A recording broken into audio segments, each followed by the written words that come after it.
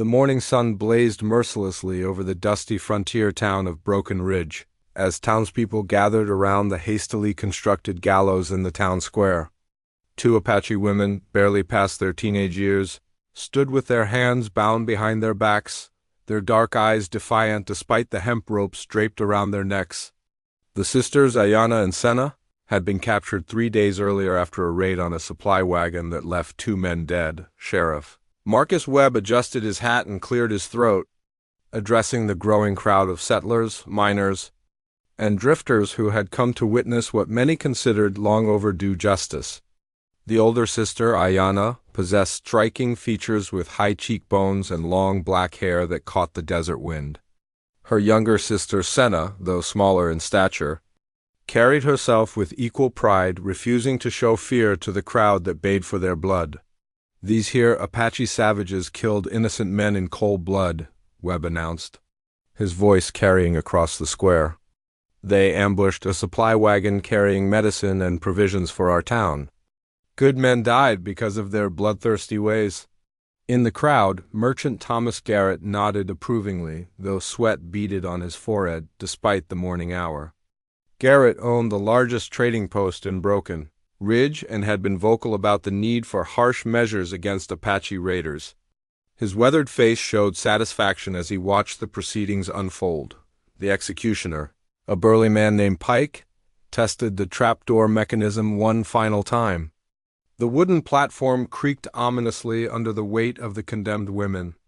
Several townspeople cheered while others watched in grim silence, their faces reflecting the harsh realities of frontier life where survival often meant showing no mercy to perceived enemies. Ayana spoke suddenly in her native tongue, her words flowing like a river over stones. Though few in the crowd understood Apache, the melody of her voice carried defiance and dignity. She was singing a death song, preparing her spirit for the journey to the afterlife. Senna joined her sister's song, their voices harmonizing in a haunting melody that momentarily silenced the hostile crowd. Webb raised his hand, signaling Pike to prepare for the execution. The sheriff had served in this capacity for 3 years, and while he had overseen several hangings, something about these particular prisoners unsettled him. The evidence against them seemed solid enough. They had been found near the ambush site with stolen goods in their possession. Yet their behavior struck him as odd for cold-blooded killers. From his position near the trading post, Garrett watched intently as the moment of execution approached. His fingers drummed nervously against his gun belt, and his eyes darted frequently toward the desert horizon. The merchant had pushed hard for a quick trial and immediate execution, claiming that mercy toward Apache raiders would only encourage more attacks. A dust cloud appeared in the distance, moving swiftly toward the town. At first, only a few people noticed the approaching rider, but as the figure drew closer, more heads turned away from the gallows. The horseman rode with unusual skill, seeming to become one with his mount as they navigated the rocky terrain leading into Broken Ridge. The rider was clearly not from town. His appearance marked him as someone who lived by different rules than those governing frontier settlements. He wore clothes that had been shaped by wind, sun, and countless miles of travel. His dark hair was long and tied back, and his skin bore the deep tan of someone who spent his life under the open sky. Most intriguingly, he carried weapons that suggested both Native American and Mexican influences. As the mysterious stranger approached the town square, his piercing eyes surveyed the scene before him. The sight of 2 young Apache women about to be hanged caused his jaw to tighten almost imperceptibly. His horse, a magnificent Mustang with unusual markings, seemed to sense its rider's tension and began to prance nervously. Sheriff Webb noticed the approaching rider, but showed no intention of delaying the execution. Pike," he commanded, his voice cutting through the morning air. The stranger's horse suddenly reared up as its rider pulled hard on the reins. In one fluid motion, the mysterious man drew a rifle from his saddle and fired a single shot into the air. The sharp crack of gunfire caused everyone in the square to freeze, their attention now fixed on the newcomer. "Hold your horses there, Sheriff," the stranger called out, his voice carrying an accent that suggested he had lived among many different peoples. Might be you're about to hang the wrong folks. Webb's hand moved instinctively toward his sidearm. Who are you to interfere with the law, stranger? These Apache killed good men. The mysterious rider urged his horse closer to the gallows, his dark eyes never leaving the two condemned women. There was something in his gaze that suggested recognition, though he had never seen these particular women before. What he recognized was injustice, a familiar companion during his years of wandering the desert territories. Name's Joaquin Morales, the stranger replied, though several townspeople would later swear they heard him use different names in subsequent conversations. Been tracking raiders myself for the past week? Found some interesting things out there in the desert that might change your mind about who really killed those men. Garrett pushed forward through the crowd, his face flushed with anger. Don't listen to this drifter, Sheriff. He's probably in league with these savages. Hang them now, before he causes more trouble.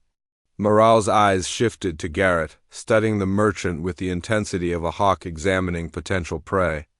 Something in the trader's eagerness to see the execution proceed struck him as suspicious. In his years of wandering, Morales had developed an instinct for recognizing when men harbored guilty secrets. The two Apache sisters watched this exchange with growing hope, though they maintained their stoic expressions. Ayana whispered something to her sister in their native language, words of encouragement that reminded Senna to stay strong regardless of what happened. Next, Pike looked uncertainly between the sheriff and the mysterious stranger, his hand hovering near the lever that would spring the trapdoor.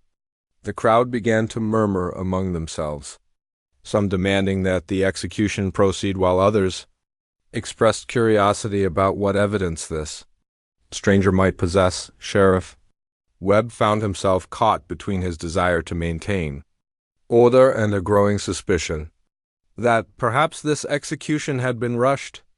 The stranger's confidence suggested he possessed information that could change everything, but allowing the intervention might undermine Webb's authority in a town where strength was the only law that truly mattered. Joaquin Morales dismounted his Mustang with the fluid grace of someone who had spent more years on horseback than on foot. His boots hit the dusty ground with purpose as he approached the gallows, his hand resting casually on the grip of a well-worn Colt revolver. The crowd parted before him, sensing something dangerous in his calm demeanor. Sheriff Webb kept his own weapon holstered but ready. You got 30 seconds to state your business, stranger, before I arrest you for interfering with lawful execution. Morales reached into his saddlebags and withdrew a bundle wrapped in oilcloth. As he unwrapped it, the contents revealed themselves to be personal effects that several townspeople immediately recognized. A silver pocket watch, a leather wallet, and a distinctive bone-handled knife that had belonged to one of the murdered men. Found these items buried about 2 miles south of where your victims claim the ambush happened, Morales announced, his voice carrying clearly across the square. Interesting thing about the burial site, it was marked with stones in a pattern I've seen before. Not Apache work. Thomas Garrett's face had gone pale, though he tried to maintain his composure. Could have been buried by anyone. These savages probably wanted to hide the evidence. Morales turned his penetrating gaze on the merchant. Maybe someone wanted it to look that way? He held up the pocket watch, letting it catch the morning sunlight. This timepiece stopped at exactly 3:15. According to your own testimony, Garrett, the ambush happened around noon. Funny how a man's watch stops 3 hours after he's supposedly killed? The crowd began to murmur with greater intensity. Several men who had been eager for the execution now looked uncertain. Pike, the executioner, loosened his grip on the trapdoor lever. Clearly uncomfortable with the direction events were taking, Sheriff Webb stepped closer to examine the items. That could mean anything. Watch might have been damaged in the fight. Could be, Morales agreed. But there's more. He reached into his jacket and produced a small piece of fabric torn from what appeared to be a shirt. Found this snagged on a thorn bush near the real ambush site. Cotton cloth, store-bought. Not the kind of material Apache typically wear. Ayana and Senna watched these developments with growing hope, though they remained silent. The older sister had begun to suspect that their capture and rushed trial were part of something larger than simple frontier justice. The questions asked during their interrogation had seemed designed to elicit specific answers rather than uncover truth. Garrett pushed forward aggressively. "Sheriff, this man is clearly trying to delay justice. Probably bought those items from the real killers. We all know how these drifters operate. They'd sell their own mothers for the right price." Morales smiled, but there was no warmth in the expression. "Interesting theory, Garrett. Tell me, how did you know the ambush victims were carrying medicine and provisions?" "That information wasn't in any of the witness statements I heard." The merchant's eyes darted nervously around the crowd. "Everyone knows what those supply wagons carry. Common knowledge." "Maybe," Morales replied. "But the manifest I found in the wagon wreckage shows they were carrying something else, too." "Something not mentioned in your official report, Sheriff." Webb frowned. "What kind of something?" Morales reached into his saddlebags again and withdrew a partially burned piece of paper. "Manifest shows they were transporting a strongbox containing $3,000 in silver coin. Money meant to pay the miners at Silver Creek. Strange how that detail never made it into the official report of what was stolen." A collective gasp arose from the assembled crowd. $3,000 represented more money than most of these people would see in several years of hard labor. The fact that such a sum had gone unmentioned in the investigation suddenly cast doubt on the entire proceedings. Thomas Garrett's hand moved toward his gun, but stopped when he noticed several townspeople now watching him with suspicious eyes. "That's impossible. I would have known about any silver shipment. Would you?" Morales asked quietly. "See, I did some checking in Silver Creek yesterday. Seems there was supposed to be a shipment, but it never arrived. The mining foreman is mighty upset about his missing payroll." Sheriff Webb was beginning to realize that the situation had spiraled beyond his control. The evidence he had considered ironclad was crumbling before his eyes, and the crowd's mood was shifting rapidly. "Even if there was silver, that doesn't prove these Apache didn't kill for it." Morales nodded toward the two sisters. "Look at them, Sheriff. Really look. They're wearing simple leather clothing, carrying basic weapons. If they had stolen $3,000 in silver coin, don't you think they'd have better equipment? Maybe horses instead of traveling on foot?" The logic was undeniable. The two women appeared to possess nothing more valuable than the clothes on their backs and a few personal items. Their weapons were well maintained, but clearly old and worn from long use. "Furthermore," Morales continued, "I tracked their movements for the past week. These women were hunting deer 15 miles north of the ambush site when it happened. I found their camp, complete with deer hide and meat that was 3 days into the drying process. Pike stepped away from the Gallows entirely, no longer willing to participate in what was beginning to look like a grave injustice. Several other townspeople began voicing doubts about the rushed trial and execution." Garrett made his move suddenly, drawing his pistol and pointing it at Morales. "Enough of this nonsense. These Apache are guilty, and this stranger is trying to protect them for his own twisted reasons." But Jarrett had underestimated both Morales' reflexes and the crowd's growing suspicion. Before the merchant could fire, Morales had drawn his own weapon with lightning speed. The sharp click of his Colt's hammer being pulled back echoed across the suddenly silent square. "Easy there, friend," Morales said calmly. "No need for anyone else to die today, unless you've got something to hide." The standoff lasted only seconds before Sheriff Webb stepped between the two men. "Lower your weapons, both of you. Garrett, holster that gun now, or I'll arrest you for threatening a witness." Reluctantly, the merchant complied, though his eyes burned with hatred as they fixed on Morales. The mysterious stranger kept his own weapon drawn, but pointed it toward the ground in a gesture of temporary peace. "Sheriff," Morales said, "I suggest you might want to search Mr. Garrett's property before you hang anyone, particularly his root cellar. Might find that missing silver, along with some other interesting items." The crowd began calling for a search of Garrett's trading post. The merchants' increasingly desperate protests only served to fuel their suspicions. Sheriff Webb found himself facing a potential riot if he didn't at least investigate these new allegations, Ayanna spoke for the first time since her death song. Her English accented but clear.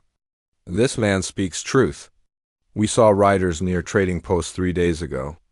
White men loading heavy bags onto horses. The revelation sent another shock through the assembled townspeople. If the Apache sisters had witnessed something at Garrett's trading post, it might explain why they had been so quickly accused and condemned. The tension in the town square reached a breaking point as Sheriff Webb found himself caught between mounting evidence and a potentially explosive situation. Thomas Garrett stood sweating profusely, despite the morning hour, his earlier confidence, replaced by barely controlled panic as the crowd began to turn against him. "This is ridiculous," Garrett protested, his voice rising to near hysteria. "You're all going to take the word of some drifter and a couple of savage murderers over a respectable businessman who served this community for years." Joaquin Morales holstered his weapon but kept his hand near the grip. His dark eyes studied Garrett with the intensity of a predator sizing up wounded prey.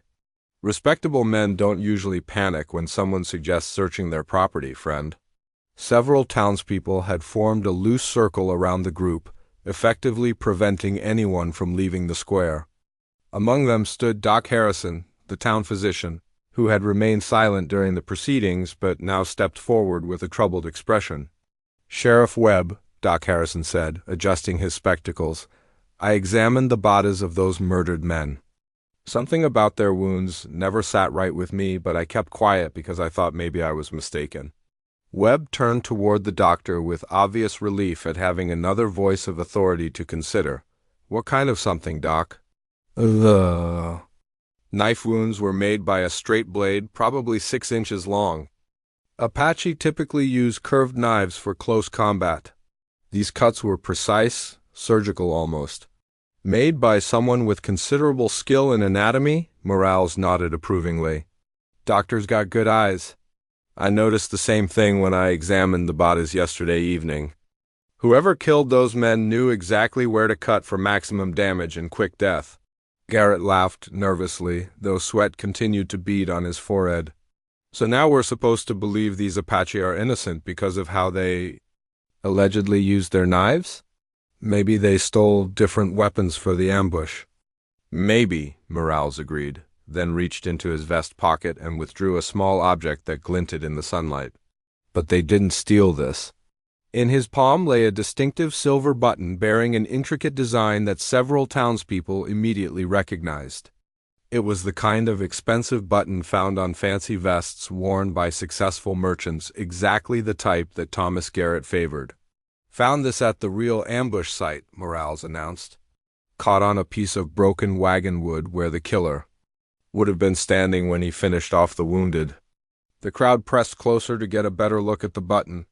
Several people glanced meaningfully at Garrett's vest, noting the obvious gap where one button was missing from the front panel. Garrett instinctively covered the missing button with his hand, but the damage was already done. "I lost that button days ago. Could have fallen anywhere." Sheriff Webb had seen enough evidence to at least warrant a thorough investigation. "Pike, cut those women down from there. We're postponing this execution pending further inquiry." The executioner moved quickly to comply, clearly relieved to step away from what had become an increasingly uncomfortable situation. As he cut the ropes binding the Apache sisters, both women maintained their dignity despite the ordeal they had endured. Ayanna rubbed her wrists where the rough rope had chafed her skin, but her eyes remained focused on Morales with a mixture of gratitude and curiosity. "You are not from this place," she said to him in careful English. "Why do you help us?" Morales met her gaze steadily. "Because I've seen enough innocent people die for other men's crimes. Justice shouldn't depend on the color of your skin or which language you speak." The crowd had begun to move toward Garrett's trading post, their mood growing uglier by the moment. The merchant found himself surrounded by people who had considered him a pillar of the community just minutes earlier, but now viewed him with deep suspicion.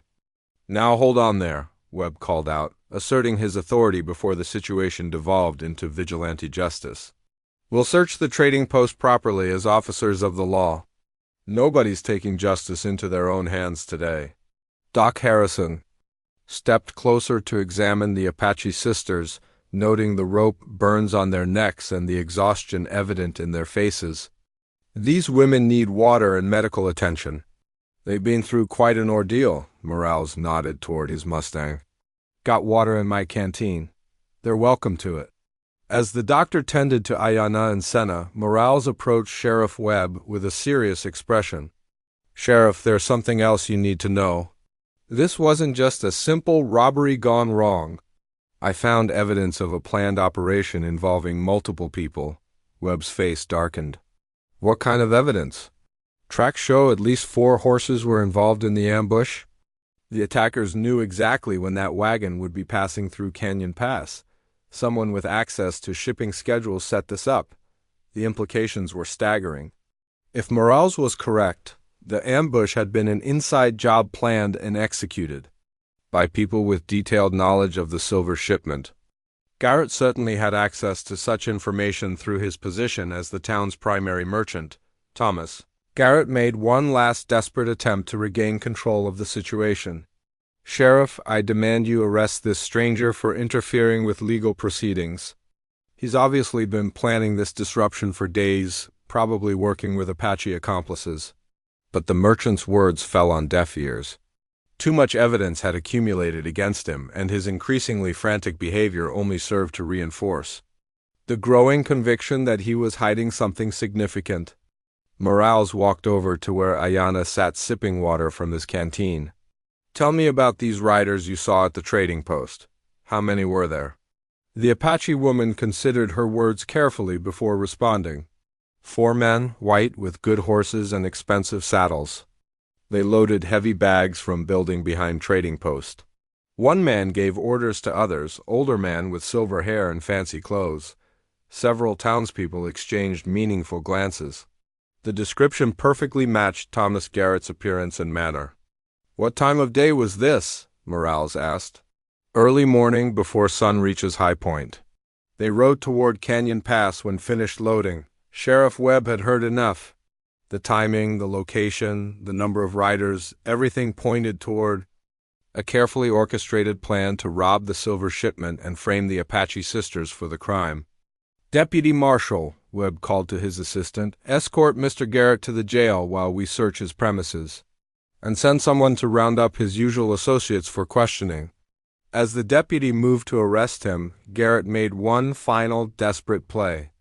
He suddenly broke free from the group and ran toward a horse tied near his trading post, clearly intending to flee before his guilt could be definitively established, but Joaquin Morales had anticipated this possibility. Moving with remarkable speed for someone who appeared so relaxed, he intercepted Garrett before the merchant could reach his escape route. A brief struggle ensued, ending with Garrett face down in the dust and Morales' boot firmly planted between his shoulder blades. Going somewhere, friend? Morales asked calmly. Thought you wanted to clear your good name. The crowd roared its approval as the man they had trusted with their commerce and respected as a community leader was revealed as a cold-blooded murderer and thief. The Apache sisters, who had faced death just minutes earlier, watched with quiet satisfaction as real justice finally began to emerge from the chaos and deception that had nearly claimed their lives. The search of Thomas Garrett's trading post revealed evidence that shocked even the most hardened residents of Broken Ridge, hidden beneath false floorboards in the building's back room. Sheriff Webb's men discovered not only the missing $3,000 in silver coin, but also a cache of weapons, ammunition, and personal effects belonging to other travelers who had mysteriously disappeared over the past year. Joaquin Morales stood beside the excavation site, watching as Deputy Marshal Johnson carefully cataloged each item they uncovered. The scope of Garrett's criminal enterprise far exceeded what anyone had imagined. This wasn't just about one stolen silver shipment, but rather a systematic pattern of robbery and murder that had been operating under the cover of legitimate business for months. Sweet Jesus, breathed Doc Harrison as he examined a collection of pocket watches, rings, and other jewelry found in a leather saddlebag. I recognize some of these items. That ring belonged to Samuel Peters, the cattle buyer who disappeared 3 months ago. And this watch, it was Martha Collins' husband's. She said he never returned from his business trip to Silver Creek. Sheriff Webb's face had gone ashen as the full magnitude of Garrett's crimes became clear. The merchant hadn't just robbed travelers. He had been systematically murdering anyone who carried significant wealth through the territory, then disposing of their bodies in the vast desert where they might never be found. The Apache sisters, Ayanna and Senna, sat in the shade of the trading post's front porch, observing the proceedings with quiet dignity. Their near execution had been prevented, but the trauma of their ordeal remained evident in their cautious movements, and the way they stayed close to each other for comfort. Morales approached them with 2 cups of coffee he had obtained from the general store. "Figured you ladies might appreciate something warm after everything you've been through." Ayanna accepted the coffee gratefully, studying the mysterious stranger who had saved their lives. "You knew we were innocent before you ever reached this place," she said. It was not a question but a statement of fact. Morales nodded slowly. "I've been tracking Garrett's operation for the better part of 2 months. Lost the trail several times, but kept picking it up again. When I heard about 2 Apache women being blamed for the Canyon Pass murders, I knew someone was being used as scapegoats."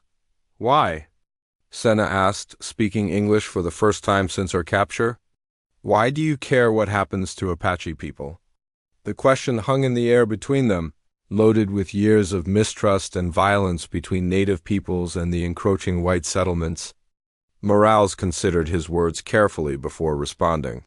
"Because I know what it's like to be blamed for crimes you didn't commit. To have people look at you and see only what they expect to see, not who you really are." There was pain in his voice that suggested personal experience with such prejudice.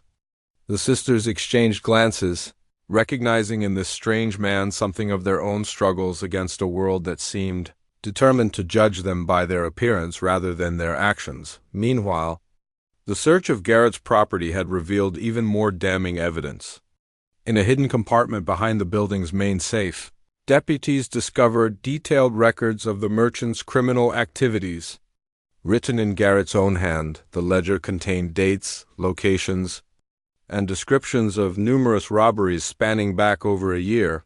Sheriff Webb emerged from the building carrying the incriminating ledger, his expression grim. "This record shows at least 15 separate incidents. Garrett wasn't just robbing folks. He was specifically targeting anyone carrying substantial money or valuable goods." Deputy Johnson whistled low as he examined the entries. "Says here he had helped too. Names 3 other men as regular accomplices: Jake Morrison, Pete Valdez, and someone called Cherokee Joe." Morales looked up sharply at the mention of the last name. "Cherokee Joe?" "Tall man, scarred face, missing 2 fingers on his left hand." "You know him?" Webb asked. "Know of him. He's a tracker who works for whoever pays best, no questions asked. If Garrett hired Cherokee Joe, it means he needed someone who could follow trails and clean up after their operations." The implications were chilling.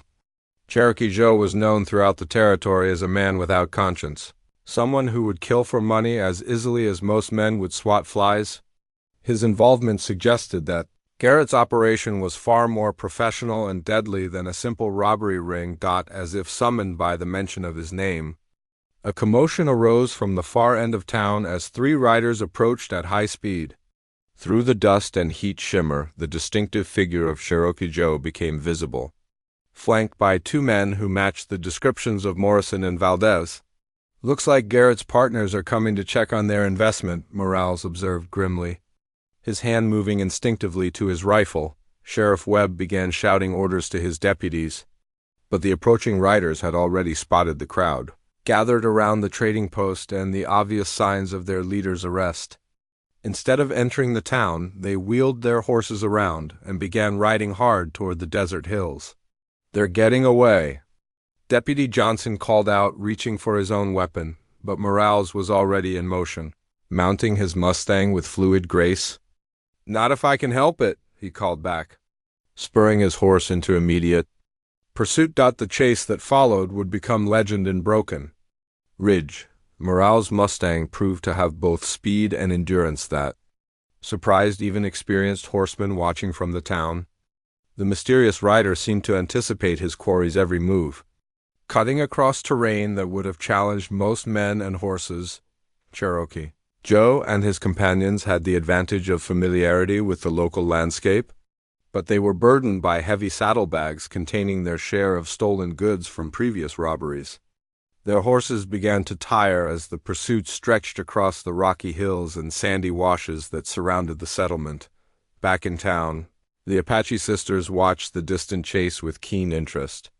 Both women were accomplished riders themselves and could appreciate the skill displayed by both pursuer and pursued as they navigated the treacherous terrain. "He rides like Apache," Senna observed, noting how Morales seemed to flow with his horse's movement rather than fighting against it. Ayana nodded thoughtfully. "He has learned from many peoples. See how he holds his rifle, how he guides his horse with his knees while keeping his hands free. This is not only white man's way or only Indian way." As they watched, the chase disappeared behind a ridge of red rock formations. Gunshots echoed across the desert, sharp cracks that carried clearly in the dry air. Then silence returned, broken only by the wind whistling through the sagebrush and the nervous conversations of townspeople waiting to learn the outcome. Thomas Garrett, sitting in the jail cell where he awaited trial, stared out through the barred window toward the desert where his criminal empire was finally collapsing. For months, he had believed himself untouchable, protected by his position in the community and the careful way he had orchestrated his crimes to blame others.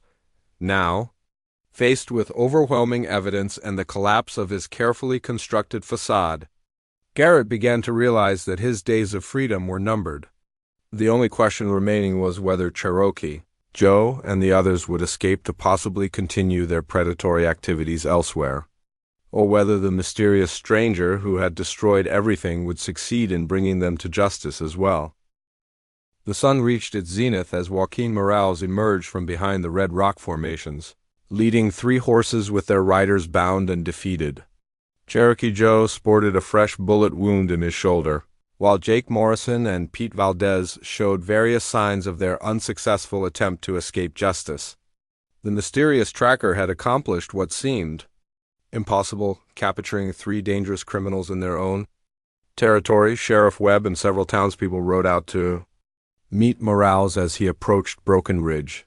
The sight of the captured outlaws brought cheers from the assembled crowd, but Morales himself showed no signs of celebration. His face remained grim as he contemplated the full scope of the criminal enterprise they had uncovered.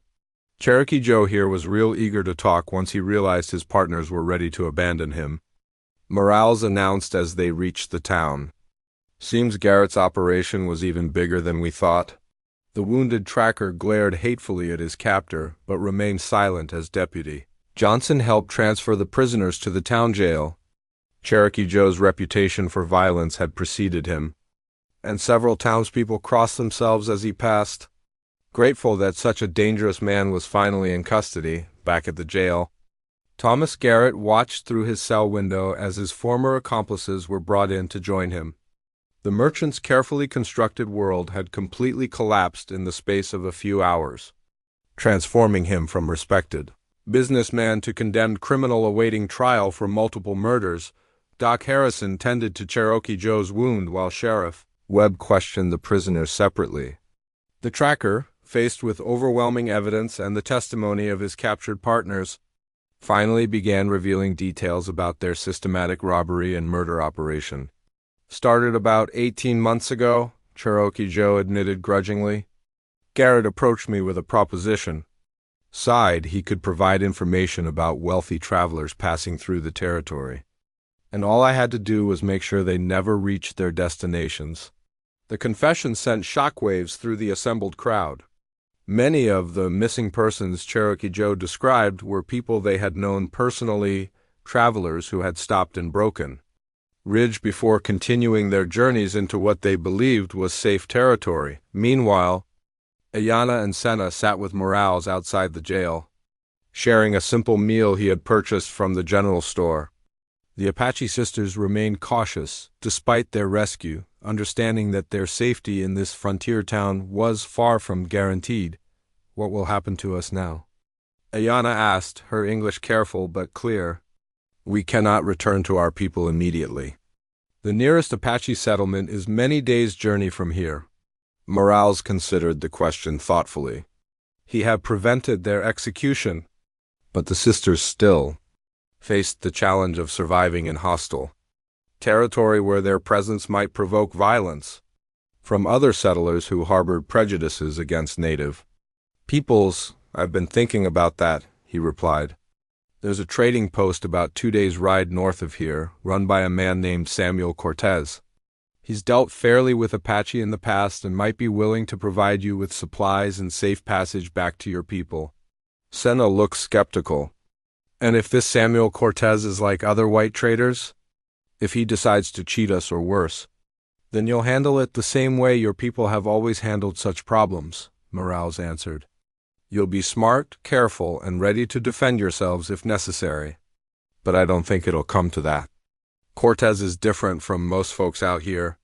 Sheriff Webb approached their group, removing his hat respectfully as he addressed the Apache sisters. Ladies, I owe you both an apology. We nearly made a terrible mistake today, and I want you to know that Broken Ridge won't forget how wrong we were about your involvement in these crimes. Ayana studied the sheriff's face, searching for signs of sincerity.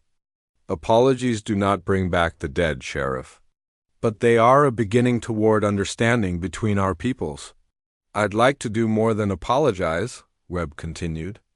The territorial governor has posted rewards for the capture of Cherokee Joe and his gang. As the people who provided key testimony that led to their arrest, you're entitled to a share of that reward money.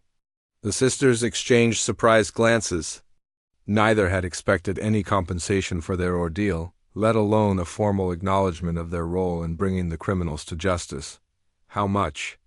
Senna asked practically. $500 each, Webb replied. Enough to buy good horses, supplies, and safe passage wherever you want to go. The amount represented more wealth than either woman had ever possessed. Enough to ensure their safe return to Apache territory and provide security for months to come. But both sisters remained wary of accepting anything that might create obligations or complications. Morales sensed their hesitation and offered his own perspective. Take the money. You've earned it through suffering and courage. Use it to help your people or to build whatever kind of life you want for yourselves. As the day progressed, more details emerged about Garrett's criminal network.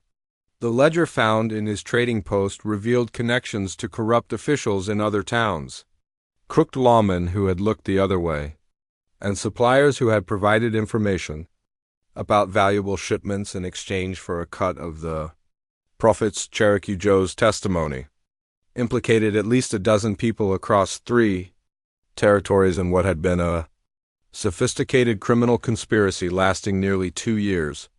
The scope of corruption was staggering, revealing how thoroughly the gang had infiltrated legitimate business and law enforcement operations. Doc Harrison completed his examination of the evidence and victims' effects, confirming that at least 23 people had been murdered by Garrett's organization. The discovery shocked even hardened frontier residents who thought they understood the dangers of territorial life. As evening approached, Morales made preparations to leave Broken Ridge. His work in exposing Garrett's crimes was complete, and he felt the familiar pull of the open road calling him toward new adventures and challenges. The Apache sisters approached him as he checked his horse's equipment and secured his supplies for travel. Both women had bathed and changed into clean clothes provided by sympathetic townspeople, but they still carried themselves with the alert wariness of people who had survived a brush with death. We would like to travel with you to this Samuel Cortez, Ayana said, if you will accept our company. Morales looked surprised by the request. It's dangerous country between here and there. Might be safer for you to wait for a military escort or larger group of travelers. We have survived in dangerous country our entire lives, Senna replied with quiet dignity. And we prefer to travel with someone we trust rather than strangers who might harbor ill intentions toward Apache people. The logic was sound, and Morales found himself respecting the sisters' practical assessment of their situation. They had demonstrated remarkable courage and intelligence throughout their ordeal, and their company might prove valuable during the journey ahead. Fair enough, he agreed. We'll leave at first light. Travel light, stay alert, and trust your instincts if something feels wrong. As night fell over Broken Ridge, the town settled into an uneasy peace. Justice had been served and dangerous criminals captured, but the revelation of how thoroughly they had been deceived by Thomas Garrett left many residents questioning their ability to judge character and trust their neighbors. In the jail, Garrett stared at the ceiling of his cell, contemplating the swift reversal of fortune that had transformed him from pillar of the community to condemned murderer. His carefully planned crimes had been unraveled by a mysterious stranger whose motives remained largely unknown, leaving the merchant to wonder who Joaquin Morales really was and why he had chosen to intervene in the fate of two Apache women. Dawn broke clear and cold over the desert as Joaquin Morales, Ayana, and Senna prepared to leave Broken Ridge. The Apache sisters had used their reward money wisely, purchasing sturdy horses, quality supplies, and weapons suitable for the dangerous journey ahead. Their transformation from condemned prisoners to well-equipped travelers seemed to symbolize the complete reversal of fortune that had swept through the frontier town. Sheriff Webb emerged from his office to bid them farewell, carrying official territorial warrants that would ensure safe passage through other settlements. The lawman had spent most of the night processing paperwork related to Garrett's criminal empire and coordinating with authorities in neighboring territories who needed to be warned about the scope of the conspiracy. These documents should help if you run into trouble with other law enforcement, Webb said, handing the papers to Morales. Word's already going out about what happened here, but some folks might still be suspicious of Apache travelers. Ayana accepted the papers with dignified gratitude, though her expression suggested she placed little faith in official protection. Her experiences had taught her that survival depended more on personal vigilance than governmental assurances. The journey north toward Samuel Cortez's trading post took them through some of the most beautiful and treacherous country in the territory. Red rock canyons gave way to pine-covered mountains, which in turn opened onto vast valleys dotted with ancient ruins left by peoples whose names had been forgotten by history. Morales proved to be an excellent traveling companion, demonstrating knowledge of the terrain that could only have come from years of wandering these lands. He knew where to find water in seemingly barren landscapes, which plants could provide emergency food, and how to read the subtle signs that warned of approaching weather changes or potential dangers. On their second day of travel, as they rested their horses beside a clear mountain stream, Senna finally asked the question that had been troubling both sisters since their rescue. Who are you really, Joaquin Morales? Your name, your appearance, your knowledge, nothing about you fits with any single people or place. Morales smiled as he refilled their water containers, considering how much of his story to share. I'm what you might call a man between worlds. Born in Mexico to a Spanish father and Navajo mother. Raised by Apache after my parents died in a cholera epidemic. Learned to read and write from a French missionary. Picked up tracking skills from a dozen different tribes. And spent time with buffalo soldiers, mountain men, and Mexican vaqueros. The explanation made sense of the contradictions the sisters had observed in their rescuer.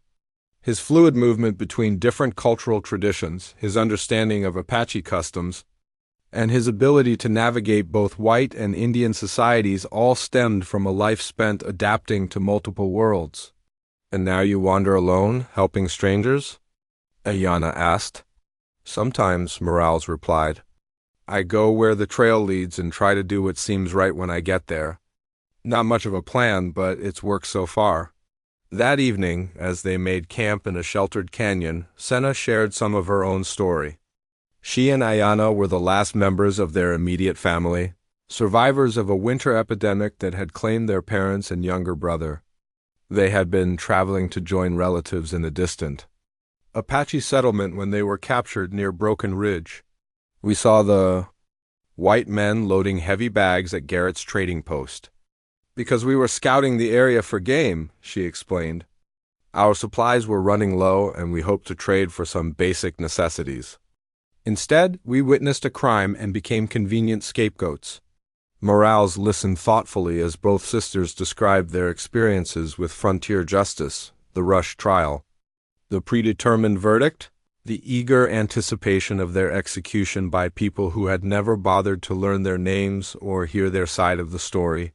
Fear makes people cruel, he observed. They were afraid of Apache raids, afraid of losing their prosperity, afraid of anything they didn't understand. Easier to blame you than to investigate their trusted merchant. On the third day of their journey, they encountered their first serious challenge when a group of 6 armed men blocked the trail ahead. The men wore the rough clothes of miners or ranch hands, and their aggressive posture suggested they had no peaceful intentions. "Hold up there," called out the apparent leader, a bearded man with cold eyes and a rifle aimed in their general direction. "We heard about some Apache causing trouble down south. Might be you ladies need to answer some questions." Morales urged his horse forward, positioning himself between the threatening men and the Apache sisters. His hand rested casually on his gun belt, though he made no obviously aggressive moves. "These ladies are under territorial protection," Morales said calmly, producing the official papers Sheriff Webb had provided. "They've been cleared of all charges and are traveling to rejoin their people." The bearded man spat contemptuously. "Don't care what some piece of paper says. Apache is Apache, and we've lost too many good folks to Indian raids." Behind him, Ayana and Senna prepared quietly for potential violence. Both women had retrieved their weapons and taken positions that would allow them to fight effectively if negotiations failed. "Understand your concerns," Morales continued in the same calm tone. "But these particular women helped catch a gang of white murderers who were killing innocent travelers and blaming Apache for their crimes. Territorial governor himself signed their commendation." This information seemed to give the hostile men pause. The territorial governor's involvement suggested official sanction that even prejudiced settlers might hesitate to challenge directly. "That true?" asked one of the other men, lowering his rifle slightly. "Thomas Garrett and his gang," Morales confirmed. "Killed at least 23 people over the past year and a half. These ladies provided key testimony that helped bring them to justice." The revelation clearly surprised several members of the group. Stories of missing travelers had reached even remote mining camps and isolated ranches, creating an atmosphere of fear that had been conveniently blamed on Apache raiders. After several tense minutes of discussion among themselves, the bearded leader finally stepped aside. "All right, you can pass. But keep those Apache on a tight leash, stranger. Not everyone out here is going to be as understanding as we are." The threatening encounter reminded all 3 travelers that prejudice and violence could emerge without warning in frontier territory. Regardless of official documentation or legal vindication, they continued their journey with increased vigilance. Avoiding larger settlements where hostile crowds might gather, Samuel Cortez's trading post appeared on the 4th day. Nestled in a valley where 3 mountain streams converged to create an oasis of green vegetation amid the harsh landscape. The post itself was a substantial log structure surrounded by corrals, storage buildings, and gardens that suggested permanent settlement rather than temporary convenience. Cortez himself proved to be, exactly as Morales had described, a weathered man of mixed heritage who greeted Apache visitors with the same courtesy he showed anyone else. His trading post served people from dozens of different tribes and cultures, making it a neutral ground where diverse groups could interact peacefully. "Joaquin?" Cortez called out as they approached. "Been wondering when you'd show up again. And these must be the ladies I heard about from the territorial marshal's message." News of their involvement in exposing Garrett's crimes had already reached the trading post through official channels, giving the Apache sisters a welcome they had not expected to receive anywhere in white-controlled territory. They concluded their business with Cortez and prepared for the final leg of their journey to Apache lands. Ayana approached Morales with a thoughtful expression. You could come with us? She said simply. Our people would welcome someone who has shown such honor and courage. You could find a home among the Apache if you wished. Morales was genuinely touched by the invitation, understanding the significance of being offered acceptance into Apache society. But his restless nature and the pull of unexplored horizons made settling down impossible, even among people he had come to respect deeply. Thank you for the offer, he replied sincerely. It means more than you know. But there are other trails to follow, other wrongs to right.